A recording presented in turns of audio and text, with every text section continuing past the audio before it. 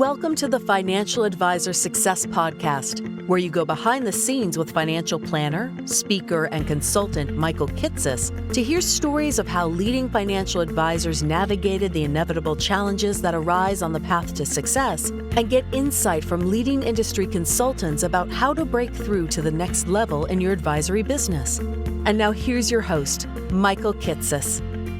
Welcome, everyone. Welcome to the 443rd episode of the Financial Advisor Success Podcast. My guest on today's podcast is Griffin Kirsch. Griffin is the owner of GK Wealth Management, an RIA based in Reno, Nevada, that oversees $200 million in assets under management for 450 client households. What's unique about Griffin, though, is how he has grown his AUM to $200 million in 5 years, with a 70% margin in terms of earnings before owner compensation, by providing high-touch planning for business owners and real estate investors, even though he doesn't charge a fee on these assets. In this episode, we talk in depth about how Griffin leverages his own experience as a firm founder to support his business owner clients navigate financial planning decisions, in particular tax planning opportunities, how Griffin encourages his business owner clients to invest a portion of their profits outside of the business to diversify their asset base and take advantage of opportunities in real estate and public markets, and how Griffin helps clients analyze options to purchase real estate, both for investment and personal use as a high-value service. We also talk about how Griffin brought in $50 million in client assets in 2020 alone, in part by reaching out directly to businesses and letting them know about opportunities through the Paycheck Protection Program and Employee Retention Tax Credit, connecting them to a trusted CPA who became an effective referral partner. How Griffin builds relationships with key centers of influence, for instance, by proactively reaching out to his clients' CPAs and communicating his tax planning recommendations, which saves time for the CPAs and leads to additional referrals to Griffin's firm. And why Griffin is willing to serve higher complexity clients who pay relatively low fees because they often have deep networks and are often his top referral sources. And be certain to listen to the end, where Griffin shares how he segments clients based on complexity and the number of meetings and other touch points they need during the year, which doesn't necessarily line up directly with the investable assets they bring to the firm.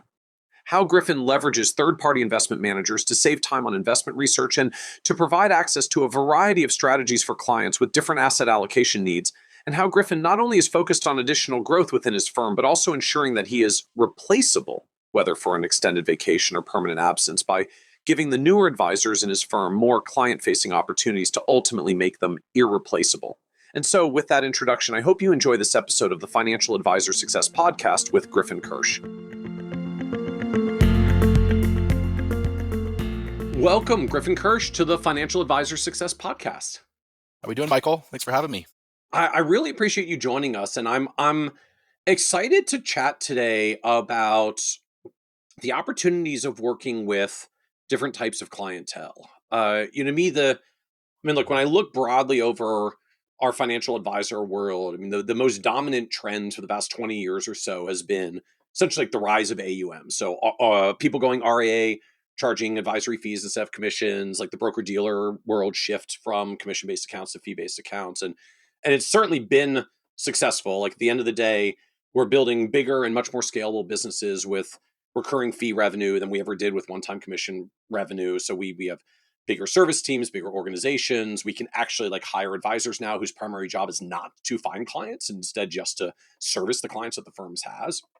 But to me, there is a fundamental constraint, as I joke sometimes, that the AUM model only works if you have A to M, and a willingness to delegate it and actually hand it off to someone. And so the industry, we've really concentrated on people who have assets, and particularly those who have liquid assets that can invest into what we offer, market traded securities by and large, rather than other forms of asset wealth like real estate and private businesses, where we usually don't work with those folks until they liquidate their real estate or their privately held business so they can buy publicly traded REITs or publicly traded businesses, aka like stocks, mutual funds, ETFs.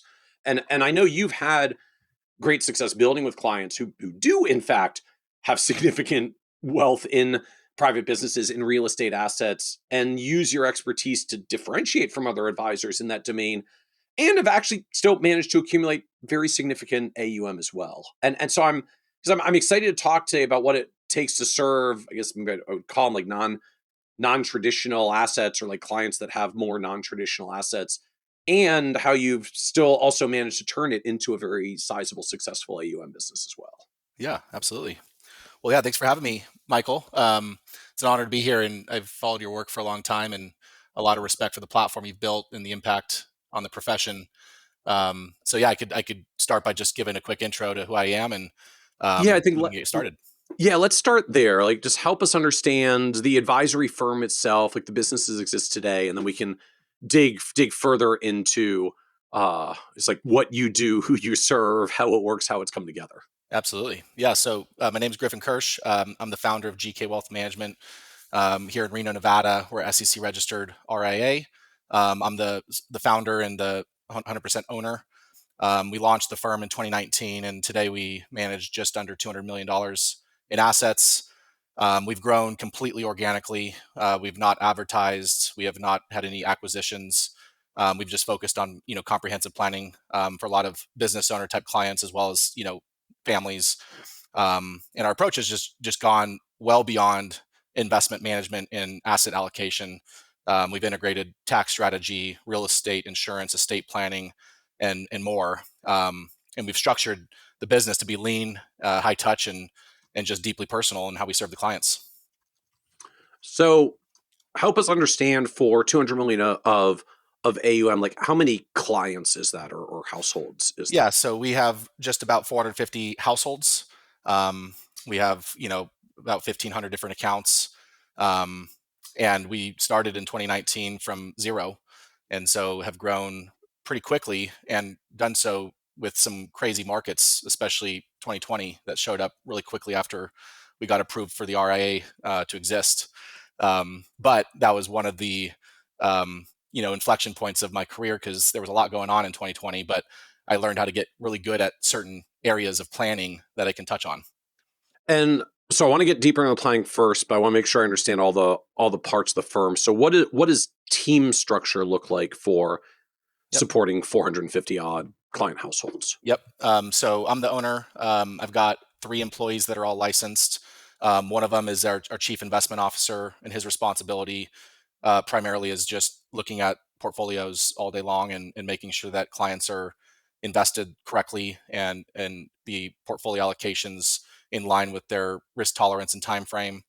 I've got another advisor that is mostly just an administrator. He's a younger guy that's going into an advisory role over the next couple years, but starting out as an administrator, doing paperwork, kind of just learning the business, and really just wearing all the hats.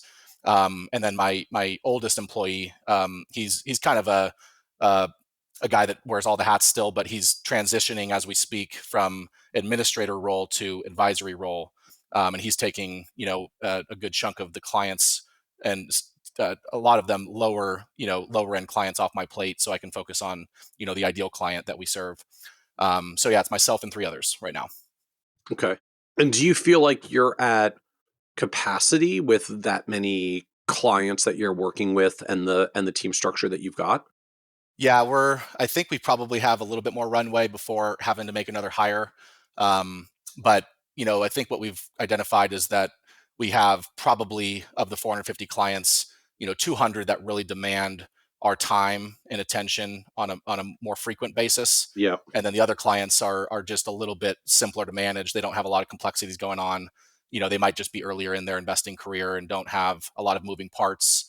Okay. And oftentimes are not business owners. We service probably 200 business owner clients, and so the clients that are just wage earners that are just a simpler client just have a little bit less required outreach because there's just not a lot of things going on a regular basis. So instead of four touch points a year, they might only need 1 or 2.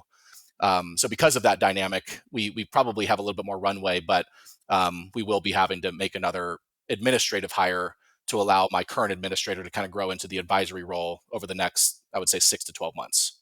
Okay. And so that becomes a path similar to what you did with the eldest employee that you've had. They start out in more client service administrator roles, and then they Yes, grow into taking over the smaller portion of the client base within the book and serving them, and then you free up more capacity to take on more exactly. clients at the higher end of the book. Yeah, our chief investment officer is someone that's been in the industry a long time, and so he's actually not client facing. He's strictly just at the computer, managing portfolios. But the other two guys that I hired were young guys, basically fresh out of school, and so they didn't have any industry experience. And so I thought, well, let's start as an administrator role to learn the paperwork process and just learn the systems.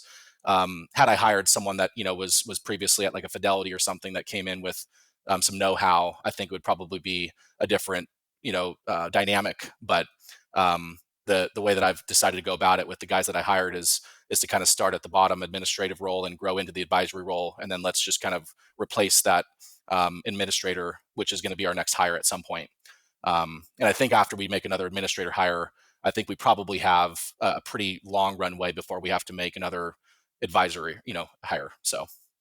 So as you've evolved this system, how long do they typically stay and operate in an administrator role before you want or need or feel the pressure to move them up? Yeah. It's kind of just happened pretty organically. Like the guys that were starting out as administrator, my associate Clayton, who's kind of advanced to the advisory role. I think it's just been a really simple understanding from their end and mine that I want them to know how to do more than just planning and portfolio management, because there's just a lot more that goes on in this business. And I think the main point that I've been looking for them to really graduate from administrator role to advisory role is just to prove their proficiency with what they're capable of doing for clients, and knowing how to address more than just the basics like risk management and planning, really kind of diving into a lot of the other comprehensive planning that we provide, which is addressing their real estate and taxes and estate planning and insurance needs. So it's obviously a steep learning curve to be able to be proficient at all those areas. And so they've kind of just organically started to grow into that role over the course of 12 to 24 months. And I'm very willing and accepting of them accelerating that time frame. And I'm open to accelerating our time frame to hiring a new administrator if they graduate from that role quickly.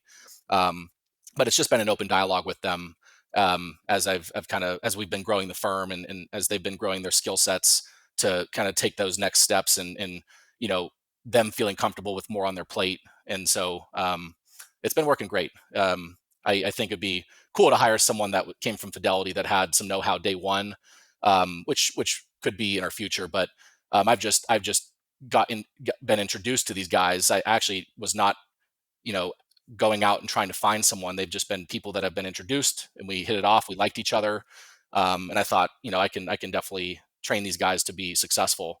But they were just younger guys as they started out, so they're just graduating from their incremental roles as they go, wearing a lot of hats as they go, and kind of taking other hats off as they graduate levels. So how do you think about training in this context? Yeah. Well, when they started with me, I was very transparent. I said, "Hey, I'm a small firm compared to a lot of the big firms out there, and especially the broker dealers like the Morgan Stanleys and Edward Joneses." And I said, "If you're starting out here, what I don't have is a training program that's dialed in. Just to be frank, I'm Yep. kind of just shooting from the hip, trying to train you the way I think I'm capable of training you. But if they were to start out at an Edward Jones like I did, they've got that dialed in." But I told them that if they start out at a broker dealer, they're going to get a better training program, but it's going to be a lot harder to leave if you end up building a practice. Right. It's easy to get stuck at those places, and it's obviously a lot harder to transition. As you grow up and you get married and you have kids and you've got responsibilities, pivoting at an older age is just a lot more difficult. And so these guys were young, and I was just saying, hey, if you start here, this is the place you want to end up being at if you're going to find success in this industry. But we're going to have to kind of create this training program as we go. And so the way I've done it is just be open to having all my clients be clients of the firm. We don't have solo practices underneath the firm where my clients are my clients and their clients are their clients. All the clients are clients of the firm that we're all helping out as a team. And so I've just basically said, hey, I'm happy to give you some of these clients, but I want you to show your skill set and earn these clients from me. So if I were to give this client to you today, what would be the planning you talk to them about? What would you look at in their portfolio? And kind of just, showcasing their proficiency at, being able to take them off my plate And so they've just done that. We've done that organically over the last 24 months as they've shown their skill sets. I've said, okay, I feel comfortable handing this client off to you, and they're kind of graduating to more and more complex clients as we go. Right. And then how do you explain or position it with clients? I'm assuming like you're a founder-led firm and founder-grown firm, so like every client who's ever come to the firm came to Griffin Totally. originally. So how are you handling communicating this to clients Yeah. as you start doing like handoffs to Clayton? Yeah, I mean, what I've been telling the guys is I just want to make myself replaceable, and I want them to be irreplaceable, and I want the client to inevitably see that.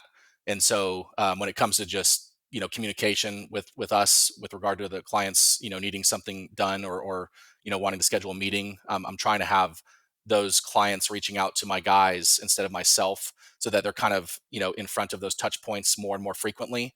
And then I think just over time, it's going to be something that they get used to. And I think once once their skill sets are dialed in, they're gonna realize that the guys that I'm hiring and bringing on as what I'm kind of calling them as service advisors, even though behind the scenes they're going to be their advisor. We're not telling them that up front, but I think just as time goes by, the clients are going to start to realize, okay, this is the guy that I've communicated with, and this is the guy that's done some administrative stuff for me, and has had some meetings with me, and has shown that they're capable of handling what we're doing. And I said to clients that I'm always behind the scenes looking at their portfolio and making the decision making. But at the face to face with the client, we're kind of operating like a team, and then kind of pairing off those clients after some period of time, after a number of touch points, to where the client's feeling comfortable to talk with them instead of me. And do you actually bring them into the client meetings with you? Like, are you doing a bunch of that sort of joint work, or is the goal the others are really the touch points when clients reach out on admin related work, but you're still the primary meeting person? Yeah, I've been bringing them into meetings. When someone's coming to our firm as a prospect, and we're having that first meeting, I'll typically be, even though I might know that this is a client that I'm not going to work with because maybe they're not the ideal client that fits my um, you know qualifications for. I'm still closing the business for them, and then Okay. after we get the paperwork sent out, and opening accounts and accounts transferring over, we're kind of slowly just having the ongoing touch points being on their plate instead of mine. Um, and I'll still, service the accounts, and I'll still have meetings, and those clients will still call me here and there. But I want it that way because I want the clients to be clients of the firm, and have that team approach, because I just think that the team approach is what clients want, instead of just a solo advisor that I was for a long time. Um, so that they know there's some layers, to who's servicing them. And then what does this look like from a revenue perspective overall for the firm? Yep. So our net fee that we pull after clients are paying for portfolio management costs, we basically charge one flat fee, period. So there's not an advisory fee and then all these manager fees on top of it. When we charge a client a fee, that's what they're paying us. And when we've got clients that have enough money to allocate to third party institutional managers, we'll actually eat part of that fee and pay these managers out of their advisory fee instead of layering it on top. Okay. So the net fee that we're charging after all that is about 1%. And over the last 12 months, what's hit our bank account is about 1.7 million. And then after, paying for the employees' payroll and software, and, just normal overhead, we've got about a 70% margin. So, what I netted, because I own the firm, was about 1.2 million over the last 12 months. So essentially, kind of the industry likes to call that the EBOC number, like earnings before owner comp, because Yep, once you pay the rest of the team, we have all sorts of ways we can say what's our salary versus dividend profits, and you can exactly. play games with S corps if you want. So from your perspective, it's like you put all the owner comp into one bucket, regardless of how it's structured, and Exactly. it nets about 70% for you. Yeah, and that 70% includes my payroll as well. So I pay myself $100,000 just flat salary, for the purpose of just mitigating self employment taxes, and And I Right. have other wages that I pay for my insurance business, which is separate from my advisory business. So I'm making the IRS happy from a FICA tax standpoint. Right. I'm paying my fair share. But yeah, the majority of my income is Okay. owner draws versus salary. Sure. Sure. Yep. So so if you're layering third party manager fees in, so I'm presuming then stated like fee schedule to the client is actually a little bit more than 1% Yep. for you, just in order to cover down on Exactly. underlying manager costs as well. Yeah, just like all advisors, we charge an advisory fee based on, the complexity, based on the assets that they have, um, and then some, just some underlying variables that we factor in. But we're typically between, zero point 0.8 to 1.5%. That's the advisory fee. That's the all-in fee the clients are paying. And Okay. then again, the clients that have more liquid investable assets that have enough to, allow these third parties to come in, because these third party managers, typically have about $75,000, $100,000 minimums for their strategies. So if someone's coming in with only, a couple 100,000, we might just be forced to, buy index funds or advisor direct their portfolio instead of allocate to third parties. Right. So we end up having a little bit more margin on the smaller accounts, just because we're not giving up part of the fee to managers. Okay. But we're happy to give away our, part of our advisory fee to managers, because these managers are incredibly good at what they do, and we're happy to squeeze our margin when they kind of graduate from, a advisor directed model to a third party model. Okay. And so what platforms or systems are you using to allocate across like third party managers as well Mhm. as having, advisor directed like firm managed portfolios? Yep. Yeah. So we use Schwab as a custodian, and then we use Orion's entire tech stack, for reporting and billing, and trading. We use eMoney for planning. Um, And so when it comes to the advisor directed models that we build, that's what my chief investment officer is primarily responsible for, is managing those accounts. Okay. And then the accounts that we allocate to third parties, we're kind of just managers of managers. We're just making sure that allocation is appropriate, and the investment, Yep. risk profile is in line with these clients' risk tolerances and time frame for investing. So, a lot more is taken off our plate when we allocate to third party managers versus own the models ourselves and are responsible for overseeing, these portfolios. Which is also why we're happy to delegate to these managers, because it means that we've got a little bit more time back, from having to be a PM, and, really focus on, the bigger planning components that the clients that we service are really, coming to us for. Because investment management's somewhat of a commodity. There's a lot of different ways to do it. So we want to try to maximize the efficiency of the portfolio and make sure that we're dialed in, allocation wise, etc. But we definitely want more clients graduating from advisor directed models that we're building to these SMA managers. Um, and so that's always the goal, is to essentially have these third parties come into the accounts and take that off of our plate. But again, they have to have enough money for that to for them to be able to actually diversify their money, with these models having minimums of 75,000, 100,000. Are there particular managers or SMAs that are go-tos for you? Like how do you tend to put these together? Yeah, good question. So, what's been a huge thing for my growth is I've worked with this company called Town Square, which was basically a TAMP, and this TAMP actually got bought by Orion, about 2 years ago.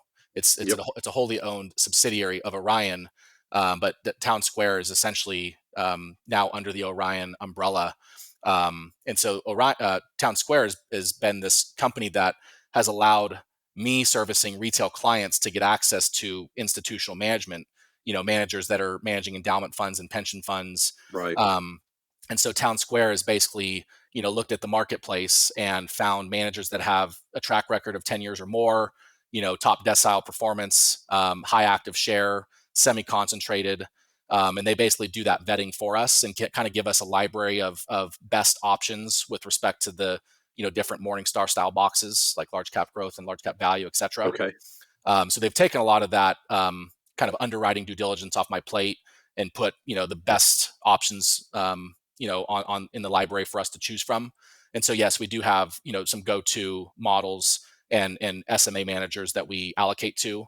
Um, And so so it sounds like you tend to do it at the asset class level. It's like I'll have one manager for my large cap, I'll have another manager for my small cap, or I'll have another exactly. manager for my international. Like you're doing it at that level. Exactly. Yep. And these managers charge anywhere between like 35 and 45 basis points, which I think in the industry is a pretty reasonable expense. I know there's some SMA managers that are upwards of 1%, and because I'm eating that cost because I'm charging just one advisory Right. fee. The margin's a lot more impressive because these managers have been actually reasonable.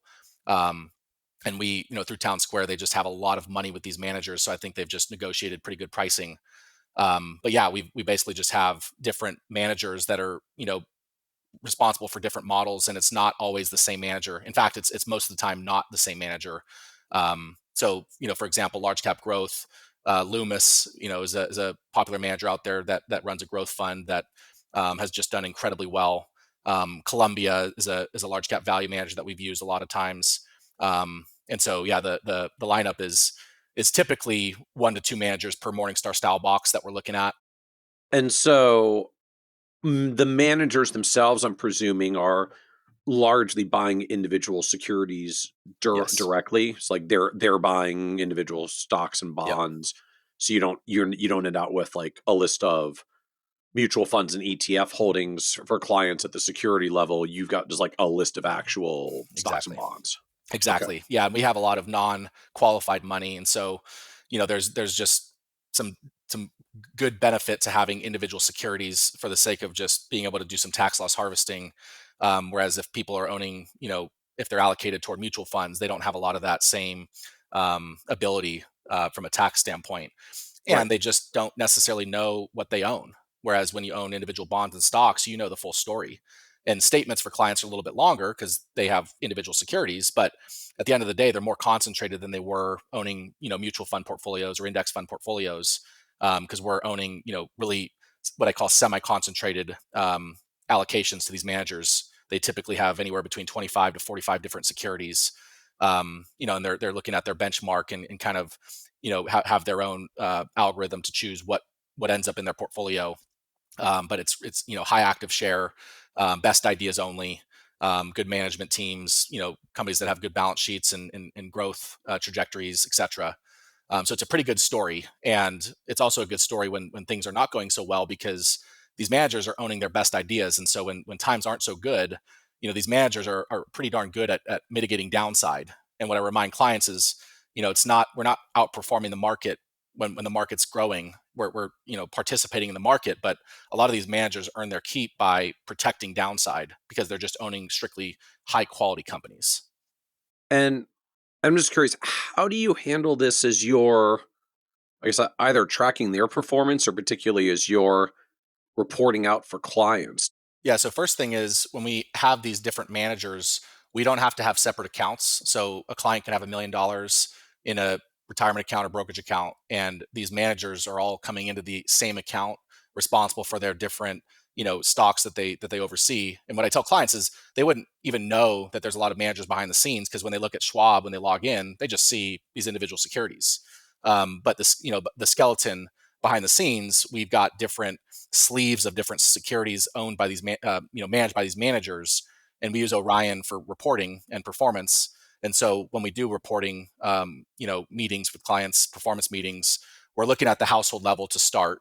But we have to dive into the manager level, especially when clients are like, well, the S&P did 23% last year. I only did Right. 17. Well, why was that? Well, it's like, okay, well, let's go break that down. Your large cap growth did 32, but your large cap value did 8, and your fixed income that you have 30% exposure to did 4. And so that's why the aggregate stories, underperforming the S&P, but the S&P is not our benchmark. So that's when I have to dive into the manager level when they're kind of asking questions Okay. about the overall Right. Right. performance Right. relative to some standard index like the S&P. But I do start at the household level just to show them the overall. But it's fun to dive into the manager level just to showcase these guys are doing what they're very good at doing, and compared to their benchmarks, they're they're doing well, and that's why we own them. So now help us understand more of the clientele that you serve. Yeah. These 450 clients are things you've kind of highlighted. It's like 200 kind of core clients that fit the business owner sweet spot, and then a segment of other clients, because as we grow, we tend to Yep. accumulate a lot of clients from a lot of different places over time. So Totally. help us understand more about the clientele. I guess I'm wondering both about is like the two different segments, and then we'll dive more into, I think, like the business owner real estate end in particular, where you've been building. Yeah. Well, I think we kind of have to start at my inception point in 2019. Um, I'm a business owner. I own the firm, and what I realized is that most advisors out there are not business owners. They're W-2 wage earners at their respective broker dealers, or they're advisor at an RIA, but they're not the owner.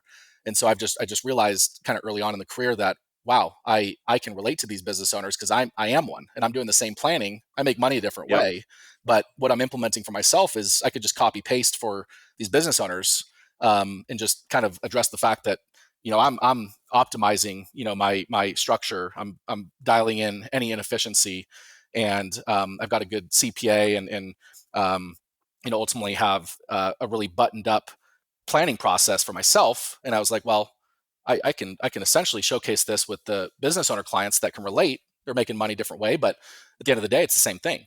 And so in 2019, when I started, I was just growing the business just like anybody else, from zero, by the way. And I was just knocking on doors and making calls. And I started out at Edward Jones, by the way. So I had earned business, from the groundwork I laid back in 2014, 2015, when I knocked on 5,000 doors. And then when I transitioned, obviously I kind of had to start over and repaper everything, which took some time.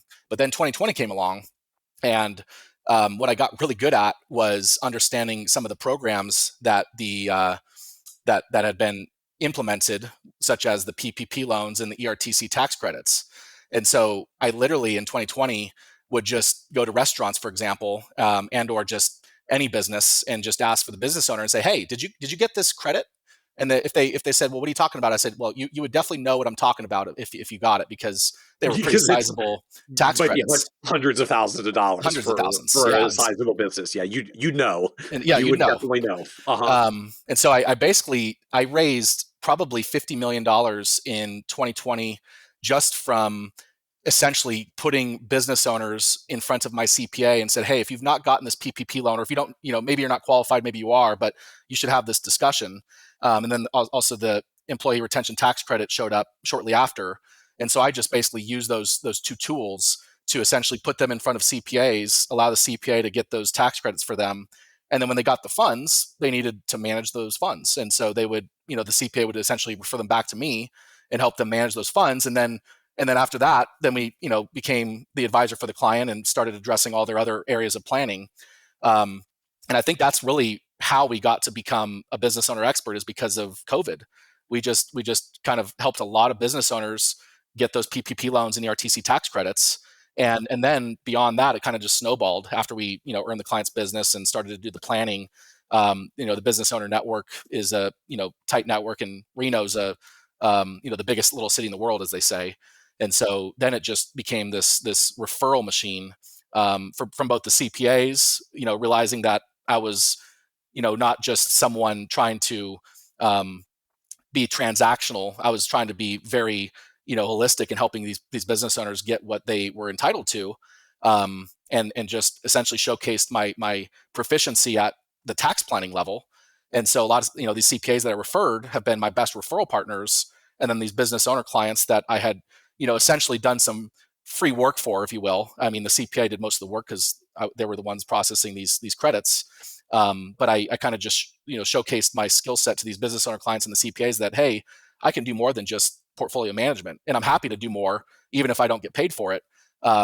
Because at the end of the day, there's going to be some benefit of helping these guys out, getting money that they were deserving of, and by the way, I can help you manage that money. So I'm fascinated by this. I want to actually take one step back, just like as this was queuing up in 2020, So how are you getting in front of the business owners to be able to just like highlight, have a conversation of, are you claiming your PPP loan? Are you claiming your ERTC tax credit? Oh, you don't know what that is? Let me tell you Yeah. briefly. Refer you to someone who helps. Like, Totally. how are you getting the at bats to Yeah. have those conversations in the first place? How are you getting in front of them? Yeah. Well, when I was at Edward Jones knocking on doors, literally going to neighborhoods and businesses and knocking on the doors, I kind of just got good at, being personable and likable. And it was a lot easier though when there was something I could give them immediately, versus, selling myself to them back in the day, trying to earn their business as an advisor that, they did that they needed help with, kind of just addressing them at their front door saying, hey, I'd love to be, someone that you can think of if you need help with money. It was a lot harder to sell, especially when I was a younger guy going door to door. But going door to door during COVID was a very easy game because it was just, hey, there's free money out there, and you're available to get this. And let me show you. Let me make an introduction to my CPA, who was an expert at these ERTC tax credits and wrote some white papers on it, and was really proficient on the PPP side, both PPP1 and PPP2. Um, and it was just an easy sell. And I was just happy to, ask whoever I ran into at these businesses, because sometimes these people that I met were, HR people or had a relationship with the business owner. And so when I kind of addressed, hey, there's some free government money out there. The owner of this business is probably qualified. It was like, oh well, let me ask and let me bring him over. Um, and there was no pushback. I wasn't trying to sell anything. Yeah. So so you were literally like, I mean, cold knocking. You just Yeah. like walk the street door to door, just go into each business and Yeah. say, and ask the business owners there. Yep. Yep. Who And did, who would you actually, I mean, would you literally ask the business owner? yeah. And I had a lot of, I have a network. I've been at this for more than a decade in Reno. And so I didn't start in 2019 fresh. I was transitioning from broker dealer model to RIA. So Right. I That had makes, a pretty good network. And so in okay. addition to going to businesses and restaurants, I was making calls as well and just saying, hey, have you got this? If you haven't, I mean, you would know if you did.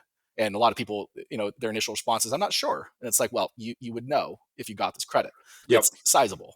Um, and so I just did that for a year, and I probably helped 200 business owners get these credits. I don't know if I doubt all 200 became clients. I don't know if I tracked that perfectly well, but at the end of the day, they sure knew who I was, and even if they didn't become a client, they have probably referred me business because I helped them out at a really uncertain time with something that was very meaningful for them. Um, and it kind of just snowballed. I think the answer to your question about the business owner client that we serve, I think we kind of just fell into that client that we now call our Interesting. ideal client. So Um, you didn't launch in 2019 saying like, I've got a vision to create GK Wealth to serve the small business owners of Reno. right? Like, Yeah, not you at just all. had to get business going, and then a pandemic broke out with a Yep. bunch of government programs, and you helped solve the problems. And now it turns out we pretty much have a core in small business owners. Yes, exactly. And then, that kind of blossomed into the real estate analysis and planning that we do. Because I just realized everybody, has real estate as part of their financial picture, or at least that's the goal. And so, and obviously when interest rates were nothing back in, COVID era, real estate was an asset class that was very popular, and the economics were incredible because you could buy these houses for under 3% interest rates and lock those in for 30 years. And so, naturally, real estate was a really desirable asset class for people that had any money or income during those years. And I just thought, well, I'd love to be a real estate expert on top of business ownership expert. And my wife's a real estate broker. My sister's a mortgage broker. My Okay. brother-in-law builds houses, and so we've kind of got this unique offering with clients that come in the office. It's like, hey, what do you want to do with your money? You want to buy a house? My wife can help you. You need to finance something? My sister can help you. You want to go ground up? My brother-in-law could do that.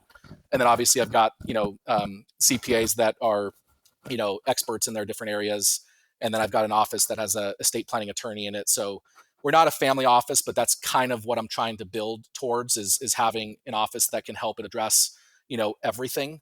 Even though we're only getting paid on AUM, I love being at 200 million because when you're at zero, it's a lot harder to be truly a fiduciary. You always kind of have that, hey, we should probably do some investing in brokerage account approach because I, behind the I, scenes, I like need to what get are paid the at some point. Like yeah, I got no revenue and I need some because I have yeah. bills to pay.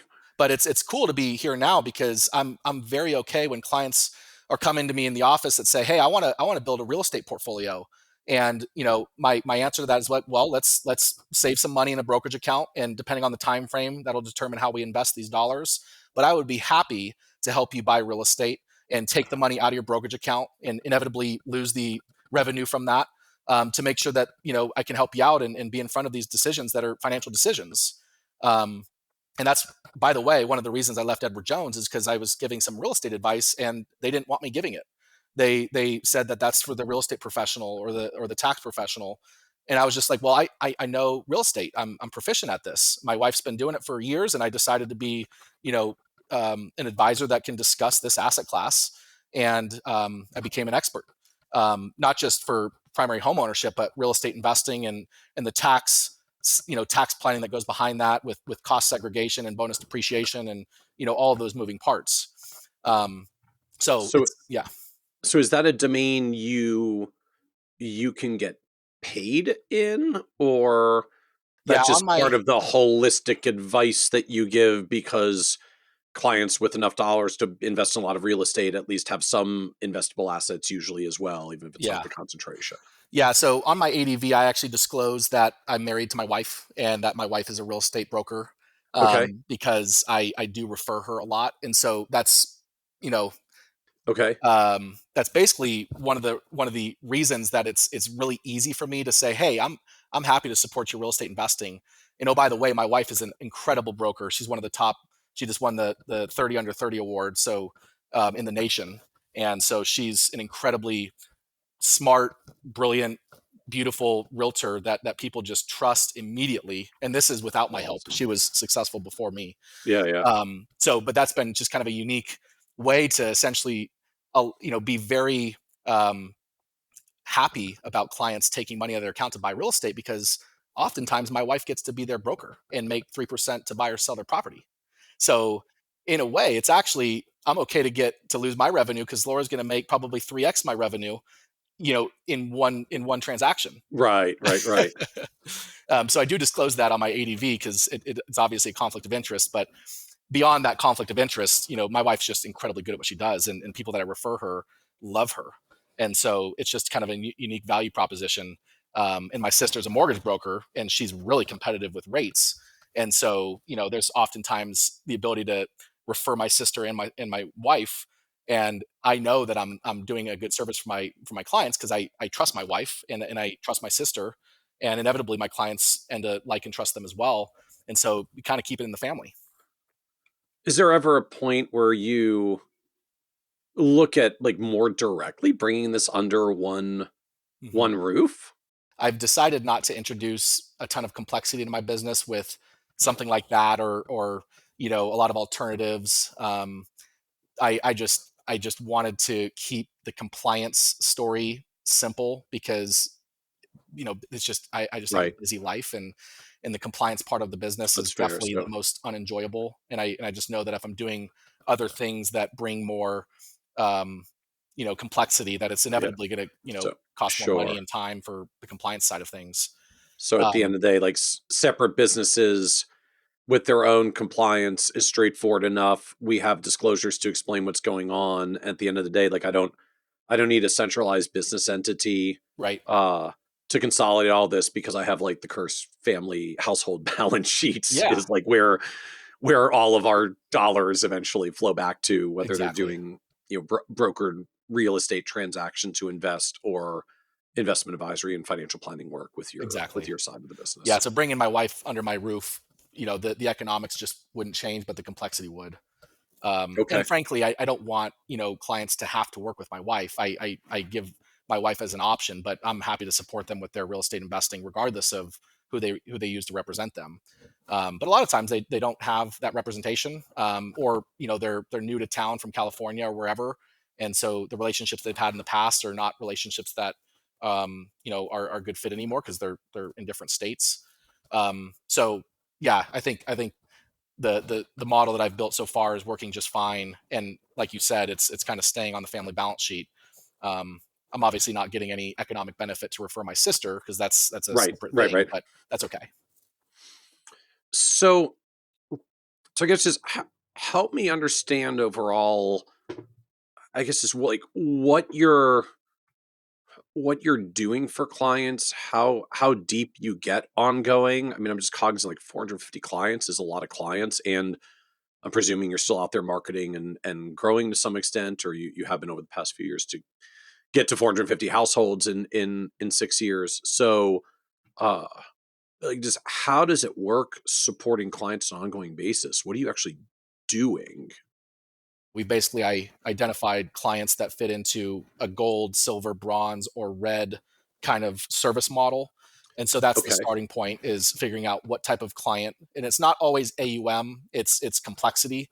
So we might have a gold client that doesn't have a lot of AUM with us, but has a lot of moving parts, and therefore has a required higher frequency for phone calls and meetings. And so we basically layered these clients into these different models, and each model has a different frequency in terms of phone calls and formal sit down meetings. And we try to stick to that, but the reality is people are busy. And so even though we might make our best effort to have a sit down or a phone call with clients, sometimes there's just not any changes, and so there's not really much to talk about.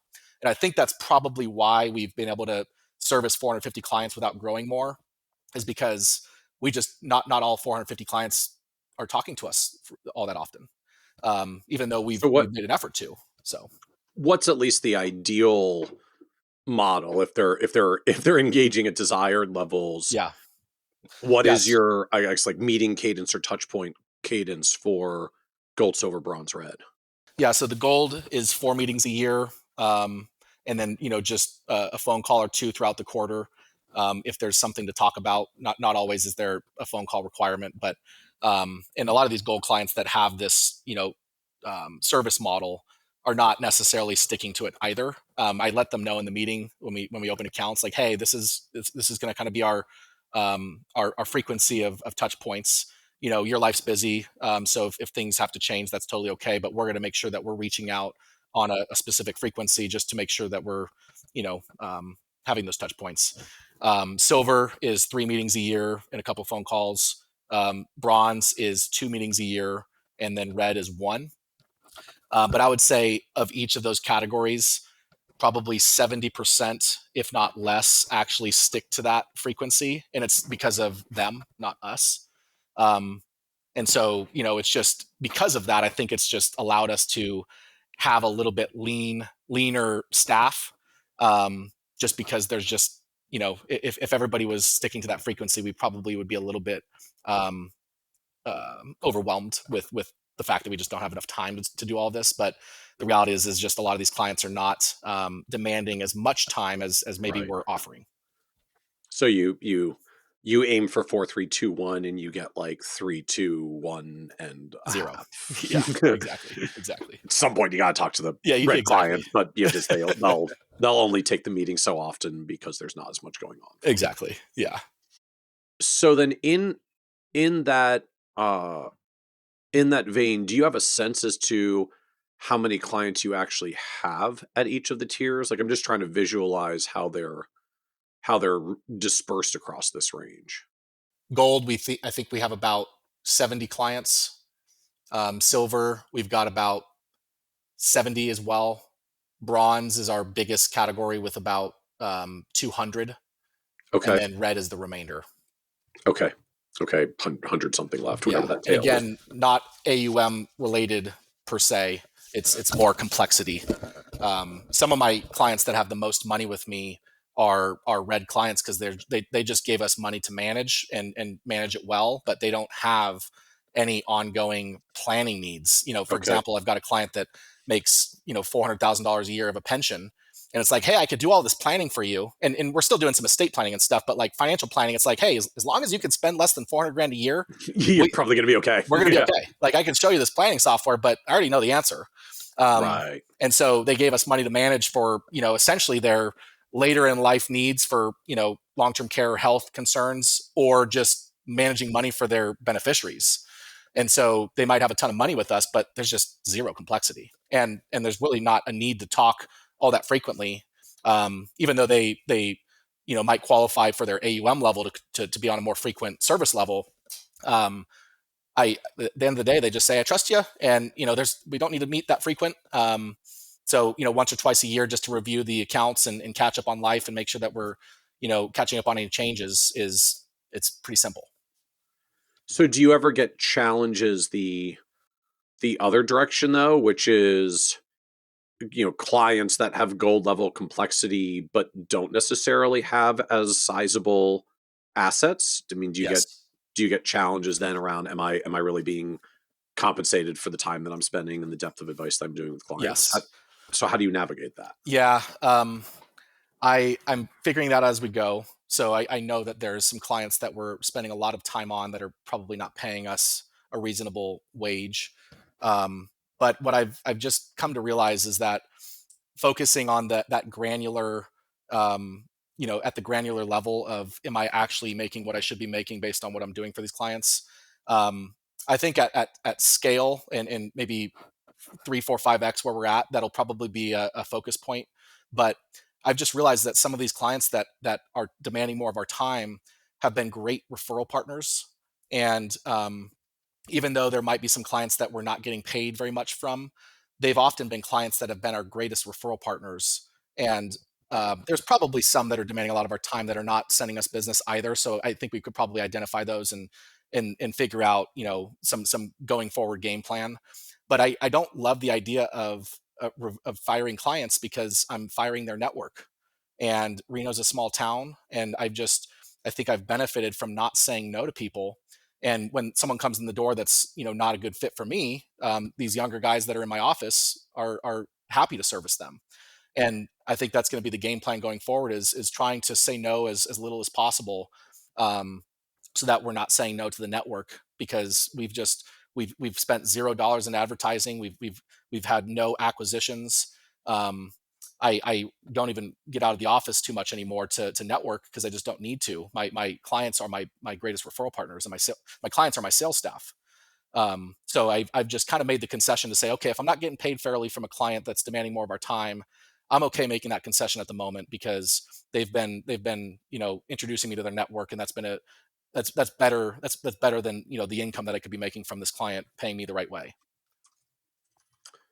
Well, and I think it's striking that, yeah, okay, we can do the granular client level analysis and perhaps find some clients with gold level service who don't quite have the assets or revenue to make the math work. And it's a 2 million revenue practice with 70% EBOC. So like something's going right. Yeah, like can only really be so off Right. here. Like Exactly. Clearly on average in the aggregate, it's doing just fine. Or as I think of it from the other end, is if you've if you get enough things really right in the business, that math okay, it doesn't matter really in the grand scheme if there's a few things that technically could math out slightly better, because it still adds up just fine. And maybe there's a point where the growth in economics change, but not where you are. Exactly. Yeah, so that's the concession I've made for that example of the more complex client demanding more time without paying us Right. a fair fee, because big picture things are really good. And Right. and even at that granular level, I think that those clients are going to be clients that inevitably pay us some way, shape, or form, whether it be a referral or inheritance or whatever it be. And I've just been fair from a advisory fee standpoint. I don't charge many planning fees. I've done maybe 3. So I've just really not. I mean, out of 400 clients, so yeah, it's really don't do that much. It's a rarity. Yeah. So yeah, that's just the concession I've made, and it's worked. And again, at scale, I think there's probably going to be a little bit more things that we dial in, and maybe some minimums that we pay, just because we have to make the economics work, and the economics will change as we grow. I know the margin will start to shrink a little bit, although it hasn't shrank to this point. We've actually increased our margin as we've grown.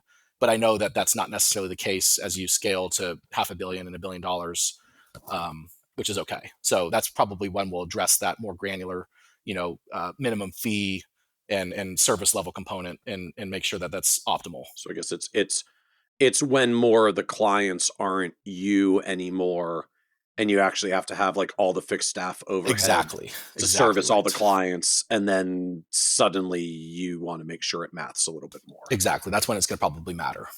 Okay.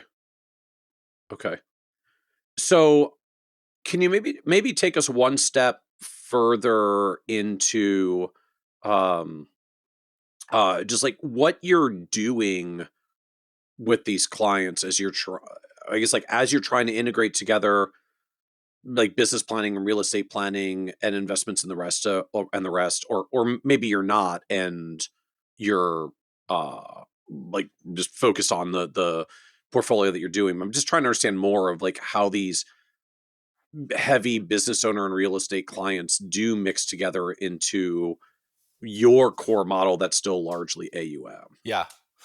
I think I've been a little lucky in terms of the business owner client. I would say, the average business owner client probably doesn't have a ton of liquidity. And if they do, a lot of them are probably pouring that back into the business. But I've just educated my clients a lot with regard to business ownership. I've seen a lot of business owners that make good money and pour most of that back into the business with this hope to sell this thing for this big number. And I just think the reality is that's not all that common. And just using my business as an example, I could definitely make a good argument for taking a lot of my money and putting it back in the business to grow this thing.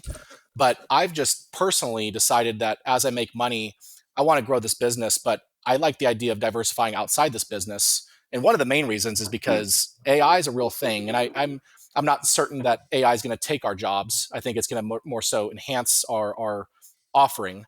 But in the back of my mind, I'm a little bit concerned that maybe there's going to be some transition to some more artificial intelligence advisory platforms out there.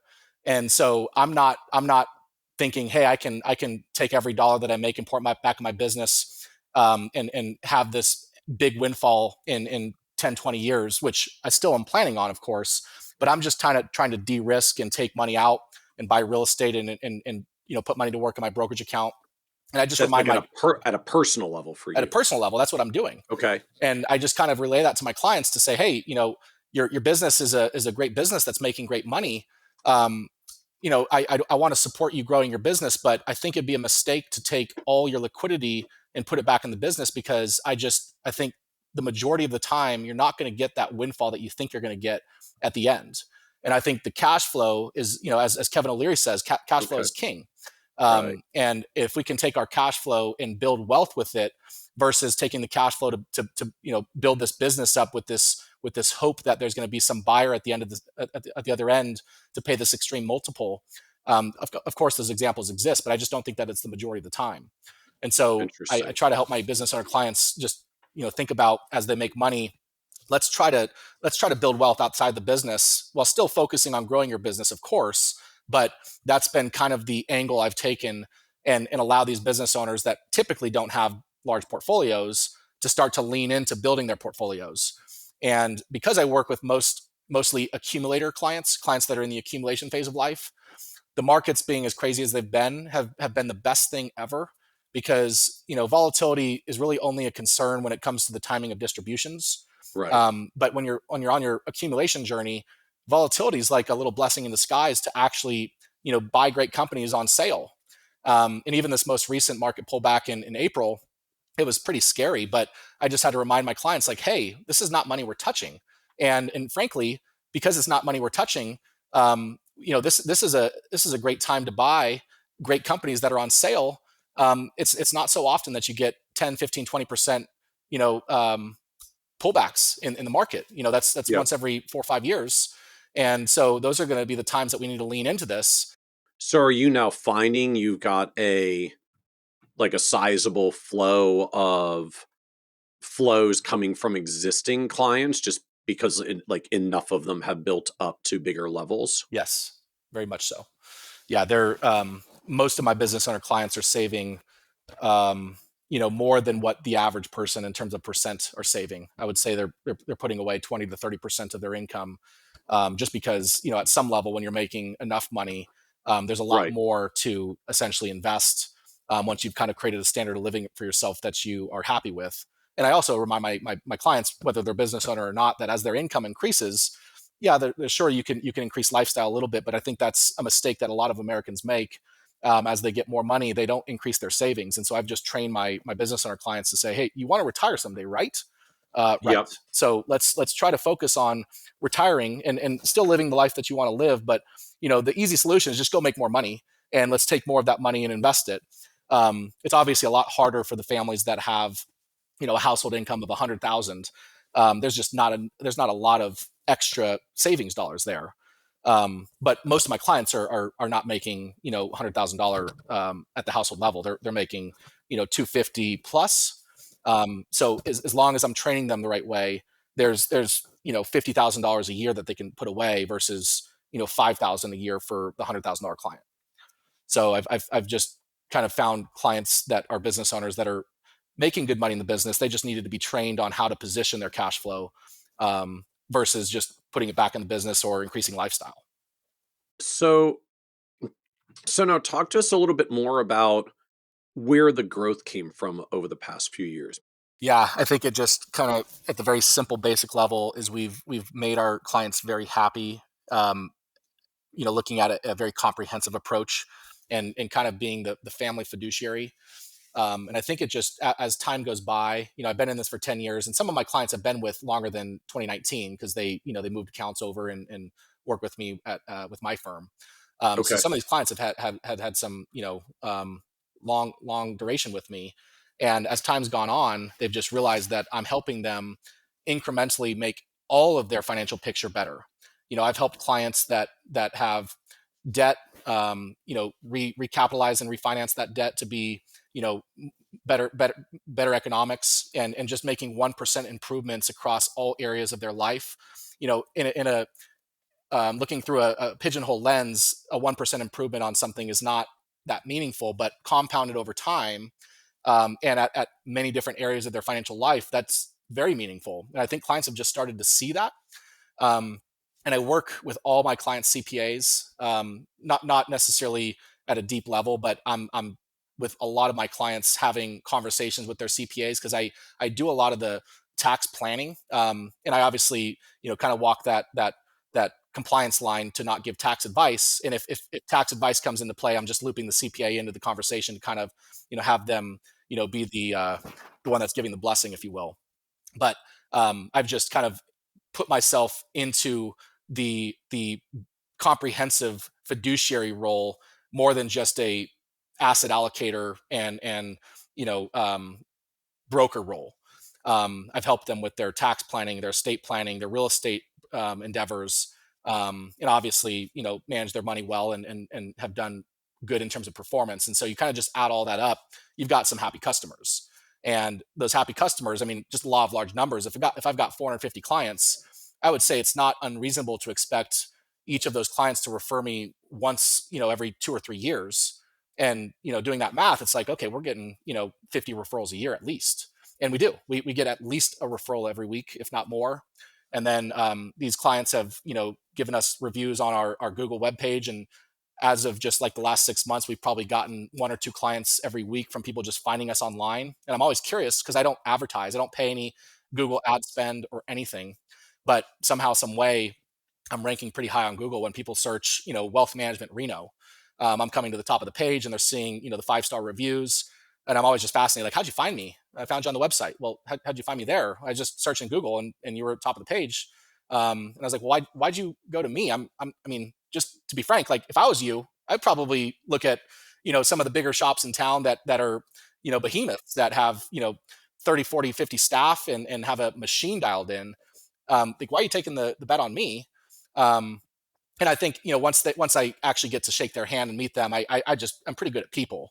And I think that's part of the reason there's a lot of attrition in this business is there's a lot of smart people in the business, but if you're not good at people, it's hard to grow something from zero. Yeah, you can step into an advisory firm and take some clients and manage them, but to grow from zero, you have to be a people person. And I think I've just really done well at being likable and trustworthy. Just like my wife in real estate, she's incredibly good on the phone, and people just trust her right away. She's really soft spoken and a really good listener. I listen to her phone calls, and I'm fascinated. I take notes from time to time. I'm like, how'd you do that? Yeah. Um, so Amazing to watch masters at work. Yeah. yeah, it really is. So I think that's my response to how we've grown is I've done really a deep dive in as many plans as possible, and tried to get more in their financial weeds with regard to things like their mortgages, and making sure that they've got the best mortgage rates. And it's like, okay, here's an opportunity to refer my sister who I love and want to support, and here's an opportunity to help my client make a 1% difference in this area. And then let's talk to the CPA, and make sure that they're, including, all the moving parts for their tax side of things. And oftentimes clients have CPAs that are filing tax returns, but they're not looking forward and providing tax advice. That's the majority of the time, frankly. And it's not anything against CPAs. I think a lot of CPAs are just so busy they don't have time for it. And I think there was a lot of CPAs that for whatever reason during COVID left their job. I think there's a deficit of CPAs out there. So most of the CPAs just don't have the time, especially for clients that are not big clients of their CPA firm. They're just not taking the time to sit down with their clients and look forward. And so I said, okay, I'll do that. I'll sit down with you and look forward, and I'll loop in the CPA to make sure that we're in line with what advice he would give. But I'm kind of taking that role off the CPA's plate, and the CPA ends up loving it because they're essentially doing the planning that they otherwise would have to try to find the time for, and the client's happy. And so, anyways, it's just all those little incremental, deep dives into these clients' financial pictures has allowed for clients to be realizing, I need to go to this guy whenever I'm making any financial decision, not just what a good stock to buy is at the moment.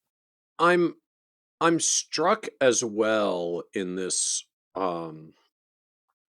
discussion, the journey that I feel like there's been a big focus for a lot of advisory firms of, we need to do more for clients and be the either proverbial or like literal one-stop shop. So the tax work comes in house. Sometimes like the estate planning work comes in house. And you seem to have positioned like very deliberately and very well to like not add to the complexity of trying to do lots of different things under one roof, and instead keeping really strong relationships with external providers, granted some who are our family and very well, but like keeping relationships with external providers and letting referrals be referrals, and just like external professionals be external professionals. And you still seem to be getting all the credit from the clients about the holistic nature of what you're doing, because you're driving the referrals without needing to add the complexity of literally trying to do it all under your roof. Totally. Exactly. Yeah, I've made happy customers. I've been a great I'm really good at referring other professionals, and I try to find opportunities as often as possible to make sure that my clients are working with the best CPAs, the best mortgage brokers, the best realtors, the best estate planning attorneys. And so I've made all these other professionals happy from building up their business as well. How do you find and figure out who those good people are, aside from the yeah. ones you happen to marry into by family? Like, how do you find or figure out who makes your list? Yeah. It's been pretty organic. The CPA that I work with is someone that I met in 2020 who was a ERTC and PPP expert. That was what he was an expert at the time. And he was a younger CPA as well. I think he's 29 years old today, but he passed the CPA exams in like 3 weeks. He's a borderline genius. And he just was a really proficient advisor, and also likable. Unlike he was a type A, CPA that's very very good at people, and not one of those normal CPAs that has a hard time talking to humans. And so he has been my best referral partner, and I've been his best referral partner. What he actually told me was, in 2021, I referred him $1 million of business to their CPA firm from the clients that I sent him. They made $1 million on the clients that I sent over. So they've been very happy, and my clients are also very happy that they've got a CPA that is not just filing their tax returns, but actually giving tax advice going forward. So yeah, it's been really cool. I've been kind of lucky just meeting some really cool professionals, and obviously my sister and my wife; those are kind of easier examples because I married to my wife Laura, and sister grew up with. But the attorneys and CPAs that I work with, that I refer, have just been organic relationships that I've shaken hands with in the past or got introduced from in the past, and you kind of know how proficient someone is once you know their area enough to be able to make a judgment call of, yeah, this CPA knows what they're doing. And I typically have a screening process with my clients that are new that come in. I say, hey, make an introduction to your CPA. I want to feel them out, make sure that they're capable of actually tackling some of the complexities that you have. And I can in just one or two emails back and forth make a decision like, yeah, the CPA knows what they're doing. The way that they put words together and Right. kind of spoke to some of the moving parts, it's like, yeah, these guys know what they're doing.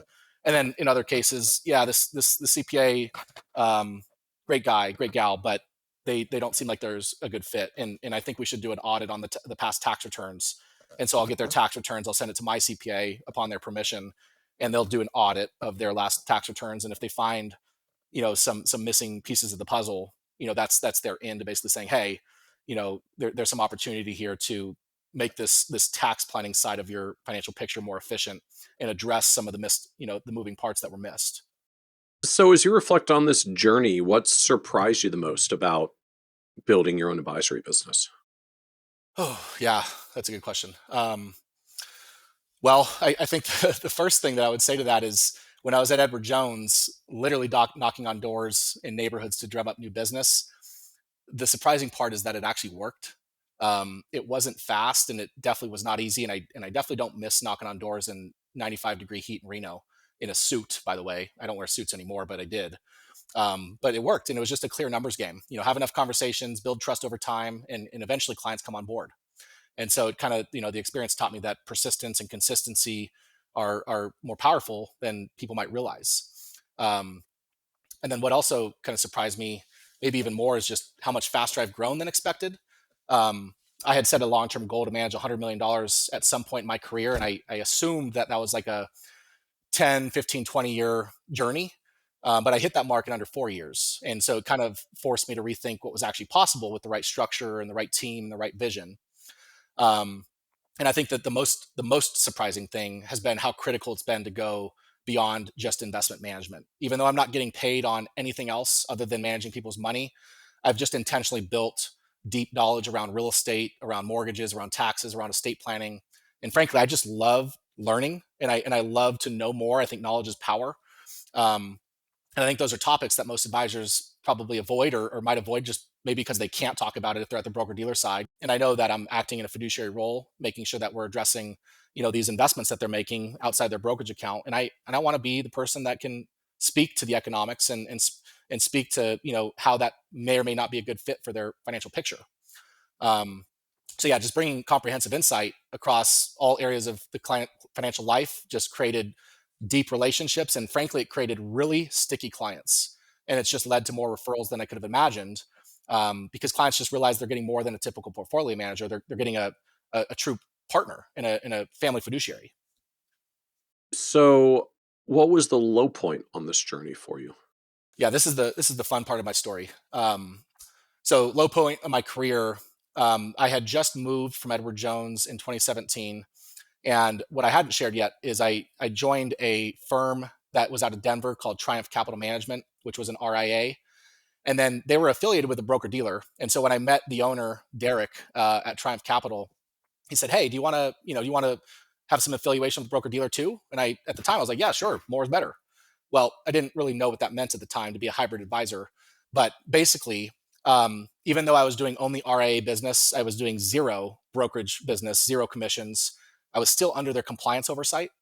And so I basically posted a short video on LinkedIn when I was opening up a new office. It was kind of like a Facebook Live where I said, hey, here's my office, and, excited to share it with you guys. And, let me know if you guys want to come by and check out the new digs and just like a normal office presentation. Had Yeah, nothing to do right. with I'm me. excited. My new space. Check out my Yeah. new office space, right? Yeah, didn't have any conversation about investments or plan, nothing, zero. Right. But because I did not get that script approved by the broker dealer, um, they chose to discharge me. And so that was in 2017. I had moved from Edward Jones in January. I had become affiliated with Triumph Capital and this broker dealer called Summit Brokerage in March. And then in November, I got discharged, or September. So literally like 8 months into repapering everything and moving everything over, I got discharged. Oh, And it was really frustrating at the time because they terminated me. I now have a disclosure that's on my, U4, U5, whatever it is. yep. And when I was going out and interviewing with, the Morgan Stanleys and the Fisher Investments, et cetera, of the world, they all wanted me because I had been growing pretty quickly. But once they looked, underneath the hood, they said, "Oh, well, you're a young guy and you have a disclosure. That's a risk that I don't want to take," which I don't blame them. I probably would say the same thing. Um, so literally from 2017 to 2019, I was in this limbo period of time where I did not have my license hanging somewhere. I had built a, $15 million AUM business that I had to basically, leave for a period of time. And what was interesting about that is it was very demoralizing. I mean, looking Yeah. back, I basically was getting punished for trying to grow my business in a compliant and professional way, but I got discharged because I didn't play the broker dealer rules with compliance, which I just frankly didn't even think about. But during that 2017, late 2017 to April of 2019, when my firm got approved, which is 18, 20 months, I was in limbo and interviewing with firms. They were all interested until they saw the disclosure, and they all said no. It was probably 5 or 6 firms, and I was expecting a new baby pretty soon as well. And so what I did during that period of time was I was like, okay, well, I have relationships with people that I've done business with. I can't do AUM business right now, clearly, because my license is kind of in limbo phase. So I ended up doing a lot of fixed business during that time because I still had my insurance license. And interestingly, in that first 12 months of doing insurance, I made $180,000 helping clients with planning that I had not really addressed yet, with life insurance and disability insurance and long-term care insurance. And so that was interesting because number one, I made some money, and I still make pretty darn good money in the insurance space, which I did not include in the AUM advisory, economics that I shared. Right. And I realized, wow, there's another layer of planning that I'd been kind of forfeiting. And as I got really good at that planning, that's kind of what made me go deeper with clients with all the other areas of their life. Cause I was like, I want to be the guy that knows this financial picture. And instead of, a New York Life or Northwestern selling a policy in a transactional setting, I want to do that for them and make sure that what they're buying here is a good fit. There's a great, the products are great. There's some great insurance products out there, but it doesn't always mean that it's a good fit for the client. But a lot of these insurance salesmen will say that this is the best product, and no matter where you're at in your journey, this is a good fit for you, and it's just not the case. So, anyways, that was an interesting discovery during my really low point of trying to get hired. And I'm a believer, and I just think that God closed that door to open up another one. And the door that opened up was being able to do some more comprehensive planning, such as on the life insurance and fixed business side. And then, frankly, the only door that was available to me on the AUM side was to start my own firm. And so I submitted paperwork with the securities division in Nevada because I was under 100 million, so I wasn't SEC registered. And so the state of Nevada, basically for 12 months was going back and forth with me, kind of figuring out if they should approve my application, because they looked at me as a 25-year-old, 26-year-old advisor that had a disclosure and weren't too sure what to make of it. And so I just kind of pled my case. I went to the securities division, government building, and had to kind of plead my case, like, hey, I'm a good guy. I recognize I broke a compliance rule at the broker dealer level, but I've never done anything unethical. I've been trying to grow my business in a very compliant and professional way. I made a mistake sharing a video that I didn't know I needed to get approved, even though everything I said was just perfectly fine. And so eventually the state of Nevada Securities Division approved me with a condition, which was a consent order for 24 months. So I literally had to go through an audit every single month for 24 months with the state of Nevada. So I got really good at compliance. And obviously that's... So like they came in every month for 24 months to audit your compliance? policies Yes, and procedures, just make sure you're really doing it by the book. correct. Yep, they didn't come in, but we had phone calls and Zoom meetings, so virtually, Okay. but yes. And I had to hire a third party law firm that was dealing with the securities industry to help me, and so I had to pay them for 24 months to essentially kind of be the um, the compliance officer, if you will. And so we basically had to share every account that we opened, all the trades that we made, and all the other things that come with compliance. And so it was literally like an audit every month for 24 months. And then after that 24 months, I basically pled my case to say, hey, I've pleased you guys. I've done everything by the book. I've gotten really good at compliance, and you've overseen everything for the last 2 years. Can we lift this consent order? And they did. Um, and obviously, compliance is one of the worst parts about owning a firm, but I've gotten really good at it. And I just finished another SEC audit, and I've gone through 3 audits since that 24-month period, and passed them with flying colors. But um, you know, anytime I get a call from the SEC, it's like, shit, what's going on now? It's Yeah. just always this, like, your heart sinks. But it was another example of like low point turning into high point, because I got good at fixed business. I started my firm when I was probably not going to start a firm. I was probably going to join someone else's firm. And I got really good at compliance, which you have to be good at. It's compliance first, then clients. It's clients first, but you can't service clients if you're not compliant. You can't service clients if you're not in business. So getting really dialed in on the compliance front was a huge blessing in disguise as I was going through that process as well. And yeah, again, one door closed and a better door opened. And in hindsight, looking back, it's like I would not trade that for anything. But it sucked going through that. It was totally uncertain, and it was not fun. But I would, in hindsight, not trade that for anything. So there other things that, like, you looking back, like, what else do you know now that you wish you knew then? One thing that I wish I did earlier on was to really dial in, the systems and processes and tech stack. Early on, when you're small, you can get away with loose ends, manual follow-ups, informal workflows, disconnected software. But as you grow, the lack of structure catches up fast. And I heard an interesting stat that most businesses fail in their growth period.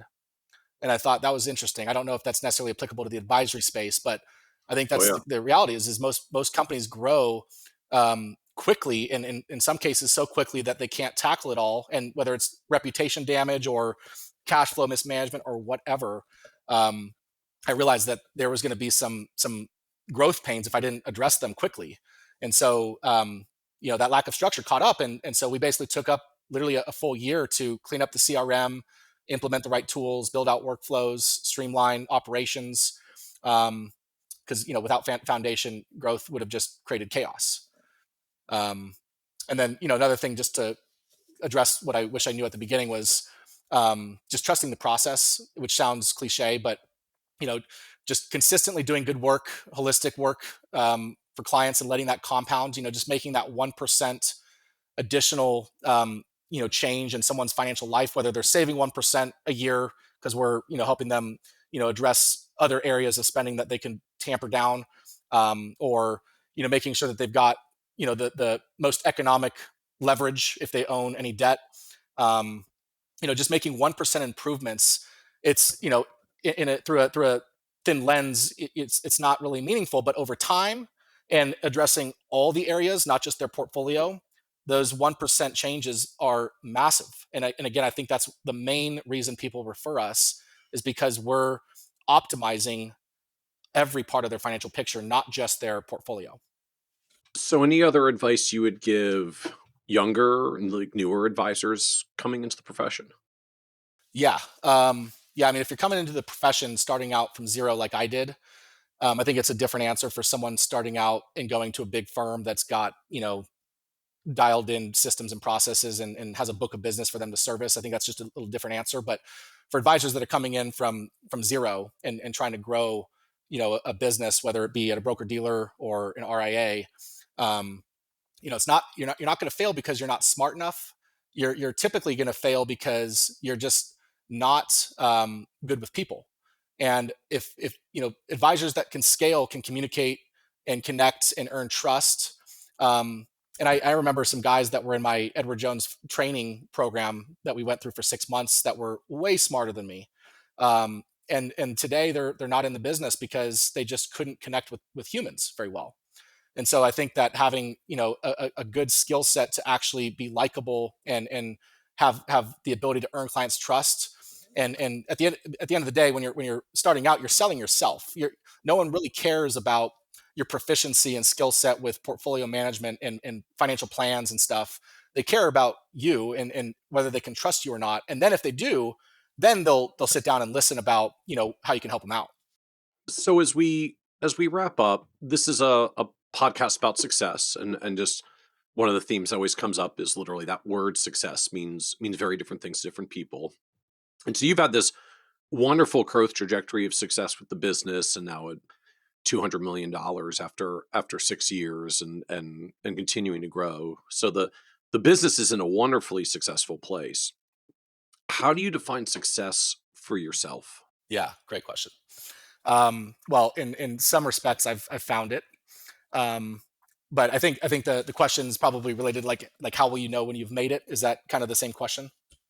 Or what are you trying to make it to? Uh-huh. Like what is that endpoint or goal Yeah. look like? Yeah, so that's the one area that I think is worth addressing. Is I haven't made it because I'm not replaceable yet. I think at the end of the day, even though we've done a good job of kind of pairing off clients for my younger advisors in the office, I recognize the fact that if I died today, my business, there's going to be a ton of attrition. And I wouldn't blame them because I am the business. But I've been trying slowly but surely to just make myself more replaceable and make my employees irreplaceable, which they've done an incredible job of. And so I think I'll know when I've found success when I can truly get out of the office for 3 weeks and not have to check my phone and be at my computer. I can definitely say that I can get out of the office for a week and my staff can handle, the business, but the business is not necessarily moving forward when I'm gone. The business is kind Right. of, stagnant and addressing just the incoming, needs clients have, et cetera. But the business isn't growing per se. So I think that I'll know when I've found success when I've truly become replaceable. And I think that's also the point when the business, value goes from a 3x revenue to a 6, 7, 8x revenue.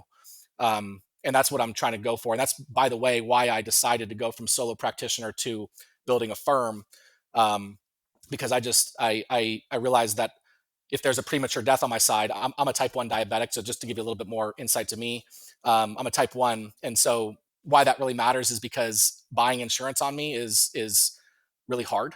Right. I take really good care of my diabetes, but the insurance carriers don't really care. They just look at, the statistics and the underwriting that goes with that type of disease.